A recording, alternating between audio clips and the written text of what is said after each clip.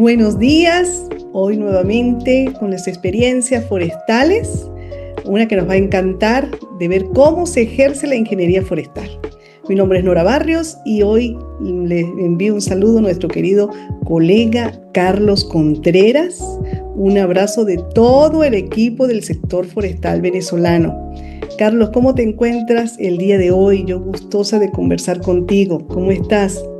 Hola Nora, buenas tardes, muy bien. Gracias a Dios, todo bien por aquí en Acarigua, Estado Portuguesa. Qué rico con Este, calor. sí, un poquito, pero ya tenemos muchos años por estos lados y estamos adaptadísimos. Qué bueno, qué bueno. Carlos, cuéntame, ¿cómo llegaste a estudiar forestal? Eres de Mérida, ¿verdad? En Sí, plena sí. ciudad. Bueno, Nora, primero quiero hacer un gran reconocimiento, ¿verdad? Por esa actividad que ustedes han hecho, pues, Sara Jiménez. Denis Rosales, tú. Hay otra colega, Luisa Sago, que entró recientemente, pero no la conocía. Entonces, un reconocimiento y un agradecimiento y las felicitaciones de corazón por ese trabajo que ustedes están haciendo. Realmente nos hacía falta. Mira, yo soy merideño, sí, merideño pero con un arraigo muy fuerte en la ruralidad, sobre todo en los pueblos del sur. Entonces yo todas mis vacaciones me iba para el campo. Allá estaba mi abuelo con unas fincas de montaña en las zonas altas allá de los pueblos del sur. Y siempre tuve esa afición por la agricultura, por la ganadería.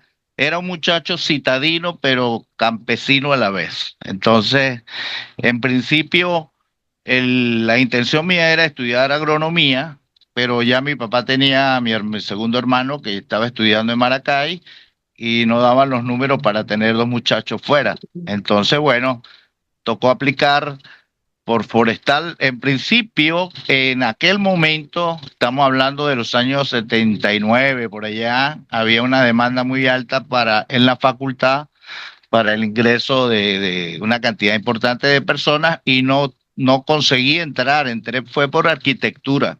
Entonces yo hice un semestre en arquitectura y luego conseguí cambiarme y bueno, aprobaron tres materias que había visto ya.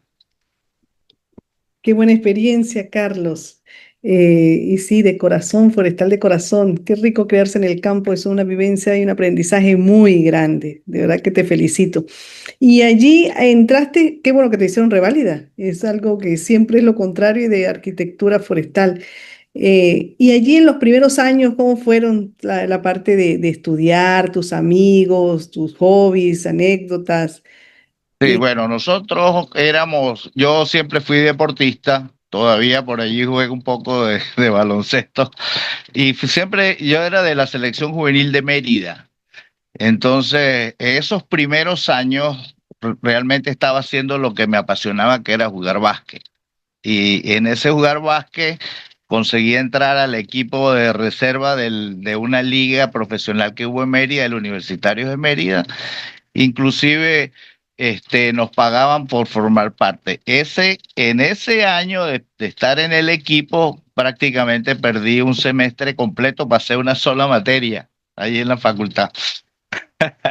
Pero bueno, fuimos a Margarita, fuimos a Cumaná, una liga especial de criollos, y fue una experiencia bien interesante en esa etapa de mi vida.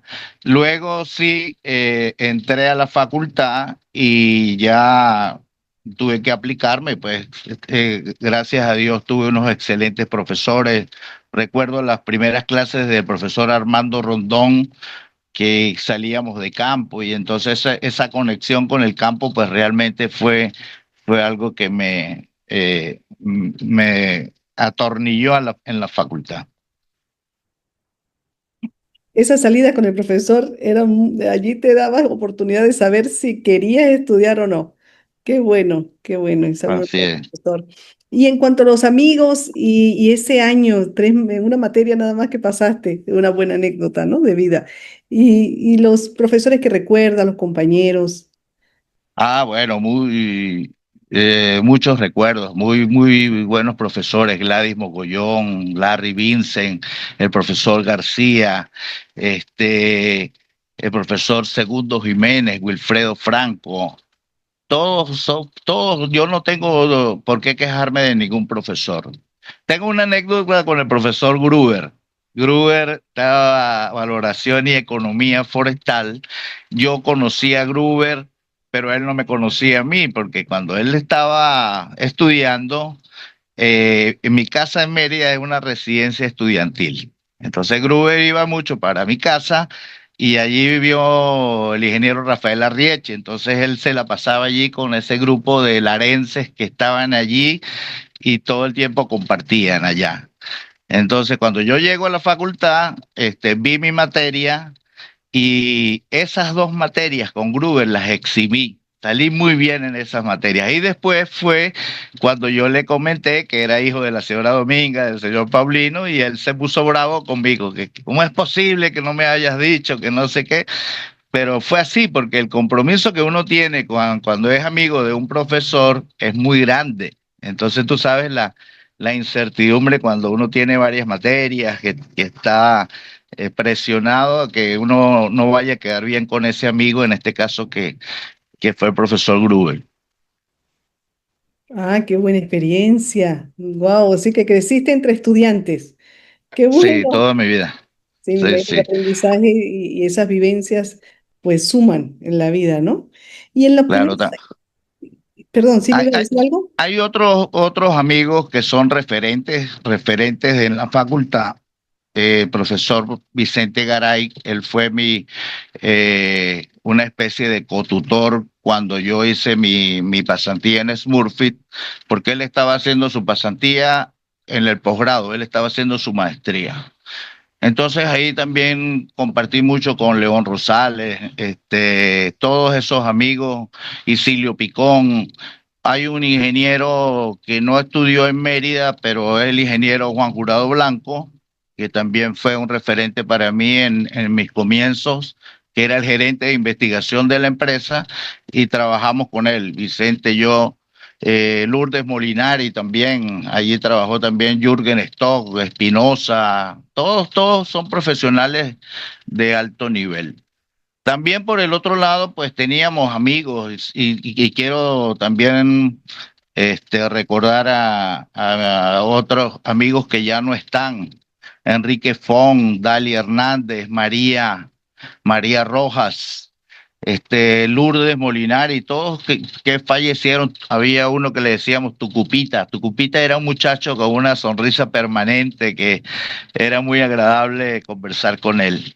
Pedro, no recuerdo, Pedro Botella es también otro gran amigo con el que compartimos muchísimo.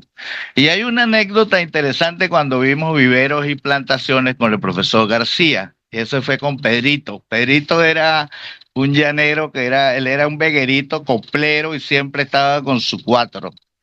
Entonces salimos de ese examen final de, de la materia y Pedrito estaba sumamente desanimado, estaba muy triste, achicopalado y estaba llorando.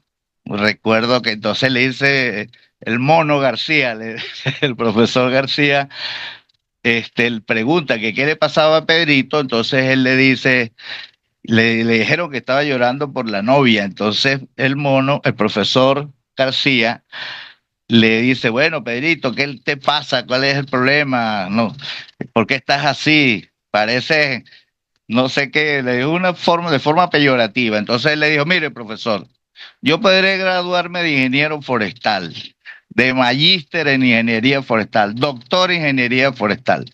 Pero aquel hombre que no haya llorado por una mujer no se ha graduado de hombre. Entonces, ese fue un buen recuerdo de Pedrito. Él debe estar por allá en Apure, Queda la con el llano. incógnita si de verdad sería por una chica o por el examen, porque yo recuerdo los exámenes que te daban una semilla y hacer el proyecto de vivero y calcular todo y no era fácil, ese examen no era fácil. Sí, sí, no, nosotros en la facultad tenemos, a diferencia de otras carreras, la gran diferencia es que creamos una familia secundaria. ese compartir en todas las salidas de campo, en todos los recorridos, en permanecer 15 días, una semana en un campamento, en el bosque. Cuando vimos ecología, por ejemplo, estuvimos allá en Caparo prácticamente 15 días compartiendo, durmiendo en hamacas. Eso no lo tienen otras carreras, ni siquiera los agrónomos. Porque yo soy profesor de una facultad de agronomía, de un decanato de agronomía, y salimos, pero prácticas cortas. Pero las prácticas que nosotros tuvimos, ninguna carrera la tiene. Entonces, por eso es que aquel que estudió forestal tiene un arraigo, un sentido de pertenencia, una identificación con su profesión. Sí, somos humanos y también salimos con esa convivencia y nos hace trabajar en equipo muy bien, muy, muy alto. Así Todos lo es. tenemos con gran capacidad de trabajar en equipo. Mira, Carlos, y ya cuando haces las pasantías en Smurfy, ¿cuáles fueron tus primeros inicios en la parte profesional? ¿Dónde ejerciste? ¿Te quedaste allí en Smurfy? ¿A dónde? Sí, yo duré un año, yo duré 7 meses en Smurfy de pasante porque arrancó la plantación y me prolongaron el tiempo de estadía como pasante. Después me contrataron por un año, un periodo de prueba con una subcontratista que ellos tenían, y después sí entré a la nómina de la compañía. En el recorrido profesional aprendimos muchísimas cosas porque Smurfy era una empresa que no escatimaba esfuerzo para atraer gente de profesionales de todas las áreas en el desarrollo. Yo entré con el proyecto, cuando arrancó el proyecto de forma operacional, ya habían dos ingenieros, pero yo fui el primer pasante en el proyecto operacional. Y bueno, gracias a Dios conseguí destacarme en esa parte de investigación, sobre todo. Después me dieron la oportunidad de ser el jefe de núcleo de la finca El Hierro, que era la finca más grande que tenía la empresa. No sé si tú fuiste al Hierro, allí donde teníamos el vivero. Sí, claro, Por allá. supuesto, sí, Claro. tuvimos un apoyo muy grande, el benefactor, hay un señor que para mí también fue un referente que se llama Roger Faires, era el gerente general, y por supuesto Rafael Arriechi, que era el gerente de operaciones, una persona incansable, demasiado recto con sus decisiones, una persona con mucha templanza. Entonces, esa es gran escuela que tuvimos de los profesionales que estaban allí. También compartí mucho con los peritos que eran Alexander de hoy, Gustavo de hoy. Son personas que tenían ese bagaje ya de trabajo, de esa vocación por el trabajo forestal. Y esa escuela que traían ellos venía de Conare. Recuerdo que ellos fueron funcionarios de Conare, o sea, venían también ya con esa escuela de forestal de gran envergadura por todo lo que hizo Conare y CBG Proforca y todos ellos en su momento. Claro, una gran experiencia y una referencia alta para el sector forestal. Mira, Carlos, y estando allí en Smurfy, haces la maestría, haces el doctorado, te puedes Bien, incorporar. sí, sí, había un proyecto, un megaproyecto entre todas las papeleras, las grandes empresas forestales, que se llamaba Forestal Orinoco. Entonces, ese Forestal Orinoco iba a manejar no menos de 350.000 hectáreas para todo el abastecimiento de madera para pulpa y papel que requerían las papeleras en el sentido de papel tissue, papel higiénico y esas cartulinas y cartones. Y en el caso de Smurfy, que estaba liderando el proyecto desde el punto de vista técnico, científico, ellos abordaron de forma prospectiva, una visión de futuro. Entonces me ofrecieron la beca y yo conseguí entrar a la Universidad Federal de Viçosa en Minas Gerais, que para ese momento era la universidad que manejaba más todo el tema de que plantaciones de eucalipto de especies de rápido crecimiento. Era en ese momento la mejor universidad. Y fue algo interesante también porque cuando yo llego a Viçosa, a la universidad, mi referencia personal era una carta del profesor Bruce Sobel. Bruce Sobel era el Oh, padre de la genética. sí. Este, y otra carta de un ingeniero que era gerente general de Champion Celulosa en Brasil, que se llamaba Manuel de Freitas. Era el gerente general de Champion.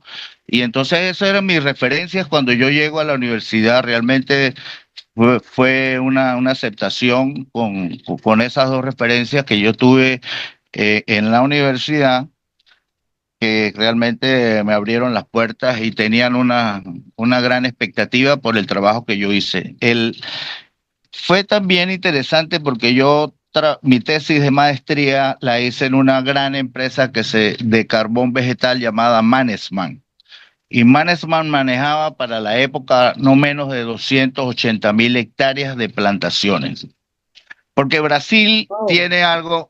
tuvo una particularidad en su momento, que fue el establecimiento de grandes empresas para el carbón de las siderúrgicas. Tú sabes que los aceros necesitan la inclusión de esa parte de carbón vegetal, y el,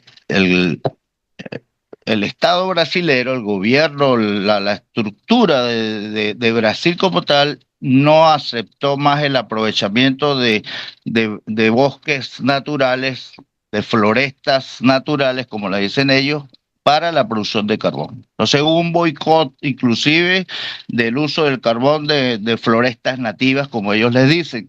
Entonces, la política pública fue la orientada hacia el incentivo a las plantaciones de eucaliptus.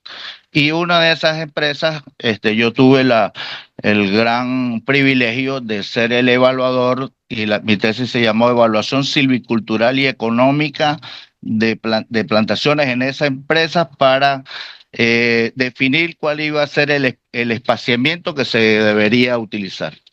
Y así fue una tesis muy completa.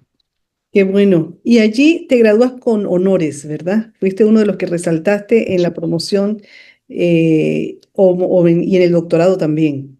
Sí, bueno, yo creo que yo fui el primer ingeniero forestal venezolano que estudió en esa universidad. Y ellos no tienen en Brasil, el que estudia en una universidad pública, que es una universidad federal, y pasas todas las materias con A, es algo así como un summa cum laude, un magna cum laude. Y ese fue mi caso. O sea, yo pasé todas mis materias con A, tenía un compromiso muy grande y solamente estaba entregado a lo que era a la formación académica y profesional. Viajé muchísimo por Brasil, conocí muchas empresas que tenían que ver con esto que íbamos a hacer aquí en el futuro. También hubo otra persona la empresa, que fue Lourdes Molinari.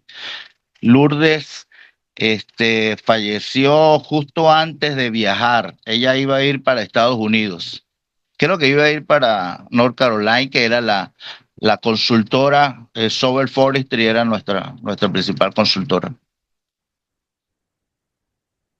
Grata experiencia, qué bueno. Y luego allí haces el doctorado, ¿regresas o te quedas de una vez haciendo doctorado? Bien, cuando yo regreso a la empresa, a Venezuela, las cosas desde el punto de vista económico ya estaban un poco difíciles. Y entonces, yo duré un año y medio más en la empresa, pero ya había llegado a mi techo. No tenía en el área, pues, muchas posibilidades de avanzar, y les pedí para seguir trabajando con ellos como contratista, en este caso como proveedor.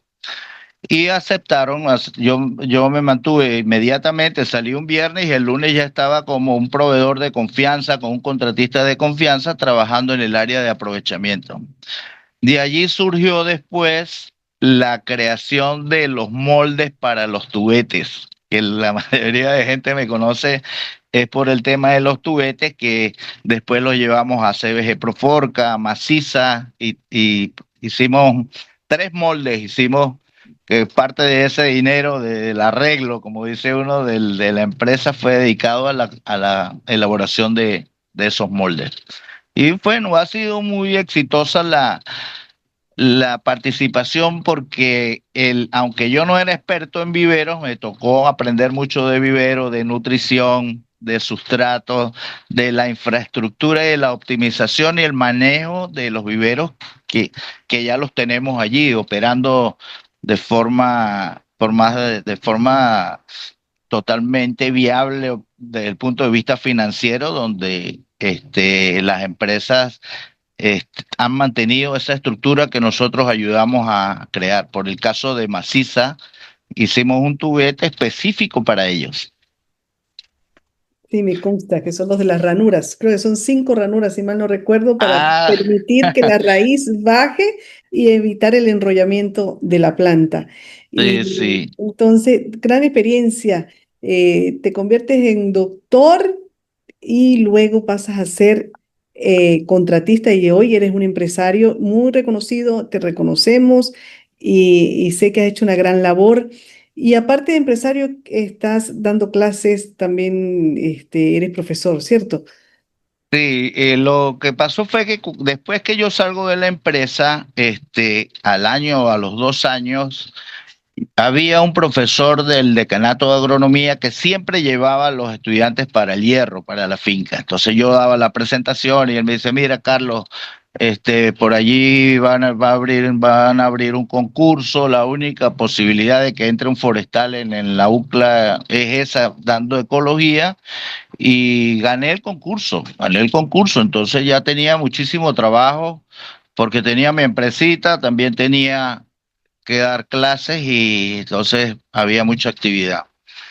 Entonces, como todo profesor tiene la obligación de seguirse formando, actualizándose en todo, allí conseguí hacer el doctorado, pero esta vez en la Universidad Simón Bolívar, en desarrollo sostenible. Y había que hacer una pasantía, había que salir de Venezuela, hacer una pasantía internacional y entré en contacto con un profesor de la UNICAM, que es la Universidad Estadual de Campinas. Él era el responsable en el laboratorio de ingeniería ecológica, pero del departamento de la Facultad de Ingeniería de Alimentos en Sao Paulo, allá en la UNICAM. Entonces, ese doctorado, ellos trabajaban con una metodología que es inédita, totalmente nueva, que se llama energía con M, que es lo contrario de la entropía. Entonces es una metodología para evaluación, caracterización y análisis de todos los procesos a través de la eficiencia energética de proyectos o de procesos como los que manejamos nosotros, agronómicos, forestales, agrotécnicos, zootécnicos, toda esa línea, y se trata de reducir la cantidad de energía incorporada vía subsidio. Entonces, mientras menos energía fósil, menos energía incorporada, eso ellos lo llaman la transformidad. Los procesos son mucho más eficientes desde el punto de vista energético y desde el punto de vista ecológico. Y entonces, bueno, conseguí que el profesor fuese mi tutor y en la Simón Bolívar tenía que tener un cotutor. Entonces tenía mi tutor en Brasil, mi cotutor en la Simón Bolívar y mi tesis doctoral fue hecha en una finca, en una pequeña finca de un productor allá en Sao Paulo que se dedicó a hacer de esa finca por más de 30 años una unidad de producción totalmente orgánica. La finca Duas Cachoeiras se llama, es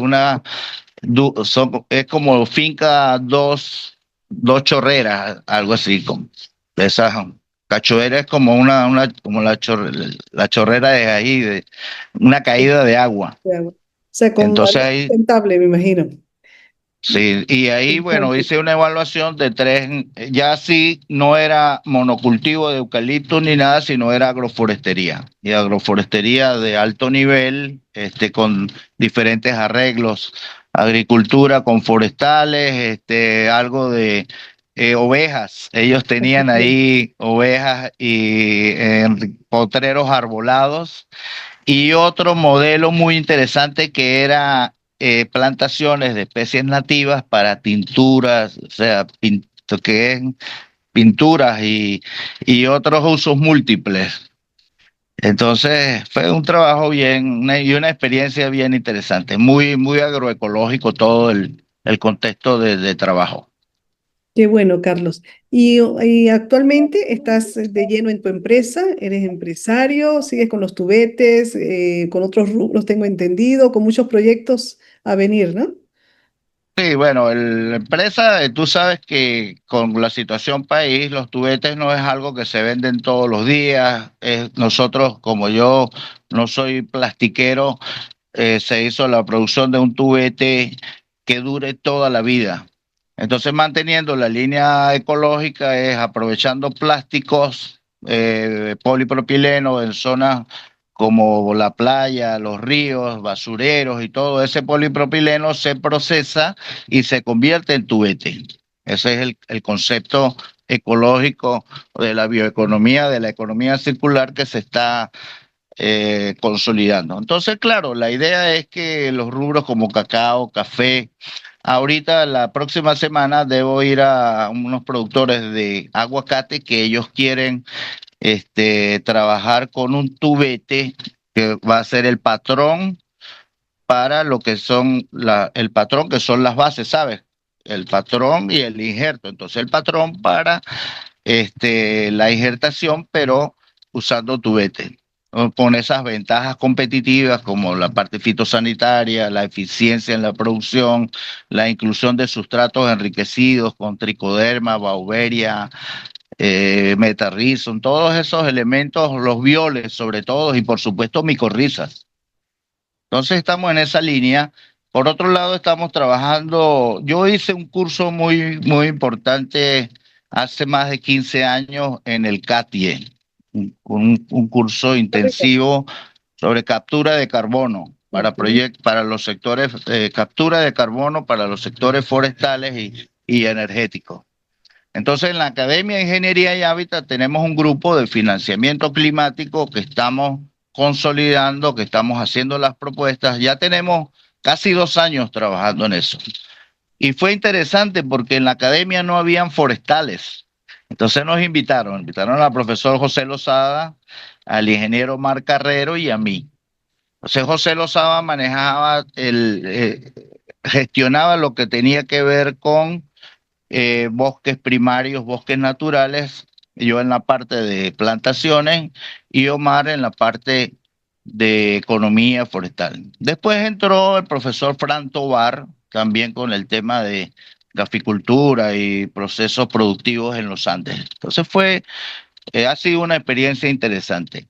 En el área académica, yo todos los años, durante por lo menos 15 años, viajé muchísimo a Mérida. La gente casi no me conoce en Mérida, pero en la ruralidad sí, porque hacíamos en la práctica de ecología, que era una práctica larga, un recorrido completo desde Barinas, bajando por el Páramo, Lagunillas, Santa Cruz de Mora, y salíamos al sur del lago. Entonces, todos los pisos climáticos, todas las zonas de vida, las bioregiones, en 3 días, por lo menos 12 zonas de vida que visitábamos y empresas, emprendimientos. Entonces fue una experiencia bien interesante también el estar dando clases en ese momento que podíamos viajar como viajábamos nosotros antes también.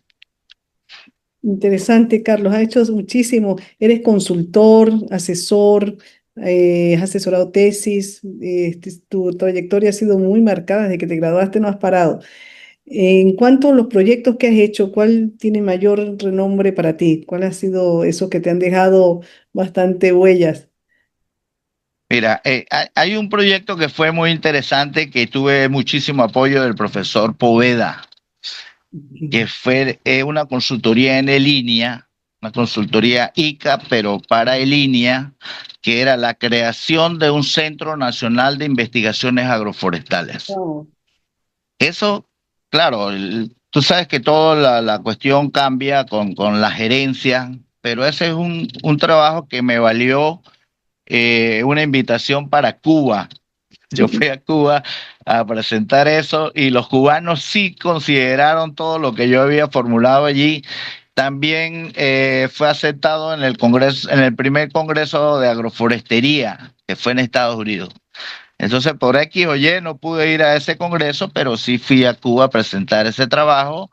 Y esa propuesta fue bien interesante porque también eh, en el sistema hidráulico Yacambú-Quíbor, no sé si tú sabes que había un proyecto grande para una gran represa que se iba a hacer arriba en la cuenca alta del río Yacambú, que iba a surtir a través de un túnel de trasvase toda el agua para riego en el Valle de Quíbor. Oh, Eso iba a quintuplicar la cantidad de superficie de hortalizas que tiene esa región. Inclusive, después el proyecto iba a ser para abastecimiento de agua potable a Barquisimeto.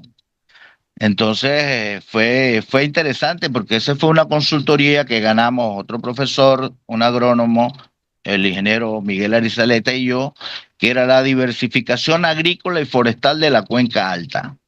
Esa fue otra experiencia muy buena. Visitamos el túnel, entramos al túnel, estaban ahí la gente con los taladros, estaban unos topos allá todos abandonados. O sea, fue algo, una experiencia muy interesante, muy enriquecedora. Qué bueno, qué bueno. enriquecedora. Me alegro. O sea, que nosotros no paramos de hablar porque tienes mucho recorrido y mucha experiencia en todos los proyectos. Pero, a ver, ahora ya se nos acaba el tiempo. ¿Algún mensaje que le quieras dar a los estudiantes y a aquellas personas que ya están dentro de la carrera, que están aún sin graduarse y los que piensan estudiar ingeniería forestal? ¿Cuál es tu recomendación, tu consejo? Sí, bueno, tú sabes que yo cambié un poco el rol como forestal y orientado más a la agroforestería en las pequeñas comunidades. Esa fue otra experiencia de una consultoría donde se hizo un proyecto de género para dar apoyo a unas familias campesinas en ese sector rural del estado Carabobo. Entonces fue también algo muy enriquecedor por el contacto con la gente. Entonces esa era una de las cosas que me decía el profesor Poveda, que a ellos les faltó eso, es integrarse con lo que llaman la gobernanza. Y a los muchachos, a las nuevas generaciones, yo les diría que hay que ser de una u otra forma irreverente en el área forestal. Hay que cambiar los paradigmas que se han creado porque nosotros nos formaron desde un concepto muy dendrológico, solamente la madera. Y ahora la facultad tiene esa responsabilidad del manejo ambiental. Entonces tú vas a ver la facultad y es triste ver que no hay matrícula, no hay gente en un contexto mundial donde el protagonismo de los ingenieros forestales es prioritario. Entonces ellos tienen que crear esa nueva formación profesional, científica, transdisciplinaria, donde hay que inclusive integrarse con las comunidades, con los gremios, con las empresas, desde la misma concepción como estudiante, pues desde la facultad. Entonces, las empresas tienen unas plataformas de integración con las comunidades y por supuesto, ahorita que se está hablando mucho de captura de carbono, compensación de la huella de carbono, la responsabilidad civil que tienen las empresas, las organizaciones con las comunidades, todo ese tipo de cuestiones nosotros tenemos que manejarlas como ingenieros forestales y ambientales. Entonces, un cambio de paradigma tenemos que tener desde la facultad y por supuesto con el apoyo de toda esa cantidad de profesionales que tenemos en todas partes del mundo. O sea, es reactivar una reingeniería de procesos en la facultad y en el gremio forestal. Bien, bueno, Carlos, interesante la propuesta. Ojalá que se sumen mucho más profesionales a querer ejercer nuestra carrera, que es muy diversa y tiene múltiples áreas donde ejercerse. Siempre se le da la vuelta y tiene mucho campo de trabajo si así lo queremos ver y así lo queremos hacer. Bien, Carlos, se termina el tiempo. gusto en saludarte. Reciba un caluroso saludo de todos tus amigos del sector forestal venezolano. Te aprecian, te admiran tu trayectoria como empresario forestal, pues es una gran experiencia y te abre las puertas para seguir, ¿no?, en el sector forestal. De mi parte, un gusto saludarte. Gracias por toda la información de gran aprendizaje y motivadora, porque has recorrido, has hecho, eres una persona que siempre te mantienes activa y dando lo mejor y buscando la innovación. Y eso llama la atención porque lo que innovamos y los que hacen la innovación de esta nueva era, pues siempre van a tener que hacer y encuentran el éxito bien marcado. Y bien, de mi parte, un gran abrazo. Espero que te encuentres muy bien. ¿Algo más para terminar? Sí, bueno, gracias. Un gran abrazo a todos los colegas y eso de la innovación. Siempre, bueno, me da la inquietud por las cosas nuevas y ahorita estamos en el área de la nanotecnología. Después hablaremos al respecto, pero es algo que está allí, que en el área agrícola se está implementando, está avanzando rapidísimo y nosotros también tenemos espacio para la nanotecnología en el sector forestal. Interesante. Eso es algo, sí. Nos queda entonces una segunda entrevista para que nos digas cuando ya tengas algo concreto y nos enseñe, porque es un campo muy abierto y ahora con la tecnología y la inteligencia artificial más todo eso, seguro que vas a hacer grandes cosas porque tienes esa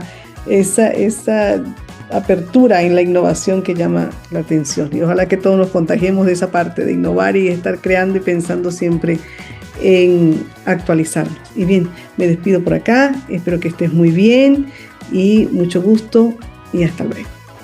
Gracias, Nora. Un abrazo a todos. Que Adiós. Dios los bendiga. Amén. Chao.